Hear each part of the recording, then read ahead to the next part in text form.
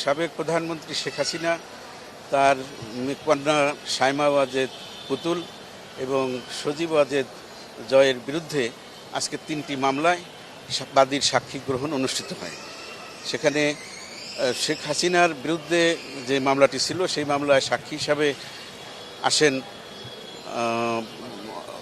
বাদী সালাউদ্দিন এবং সাইমা ওয়াজেদ পুতুলের মামলায় আসে আফনান জান্নাত কেয়া এবং সজীব ওয়াজেদ জয়ের মামলায় আসেন বাদী হিসাবে SM রাশিদুল ইসলাম।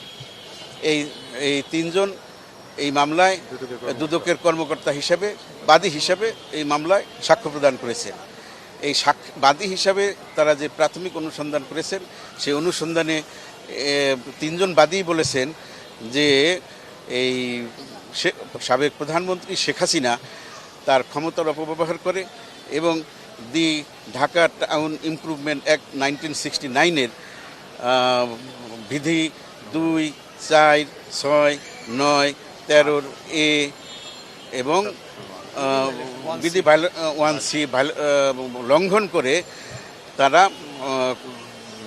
হলফনামা প্রদান না করে মিথ্যা হলফনামা প্রদান করে তারা এই প্লটগুলা তারা হস্তান্তর করেছে তাদের বরাবরে নিজে এবং তার পুত্র কন্যাকে তিনি প্লট হস্তান্তরের ব্যবস্থা করে দিয়েছেন।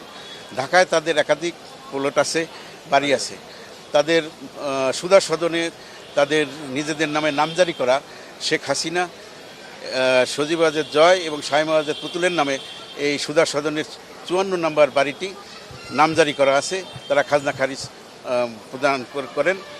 এই রাজুকের বিধিতে উল্লেখ আছে, স্পষ্ট উল্লেখ আছে যে নিজেদের নামে অথবা নির্ভরশীল অথবা পোষ্য কারো নামেই কোনো প্লট ঢাকা সহ আশেপাশের নারায়ণগঞ্জেও যদি থাকে তাইলে কোনো প্লট বা তারা প্রাপ্ত হবেন না। সেই ক্ষেত্রে শেখ হাসিনা তাদের ক্ষমতার অপব্যবহার করে প্রধানমন্ত্রী, সে রাষ্ট্রের গণপ্রজাতন্ত্রী বাংলাদেশ সরকারের একজন সাবেক প্রধানমন্ত্রী এবং রাষ্ট্রের সর্বোচ্চ অধিকারী হিসাবে ক্ষমতার অপব্যবহার করে তারা এই প্লটগুলা নিজ দায়িত্বে নিয়েছেন এবং রেজিস্ট্রি করে ভোগ দখল করতেছিলেন।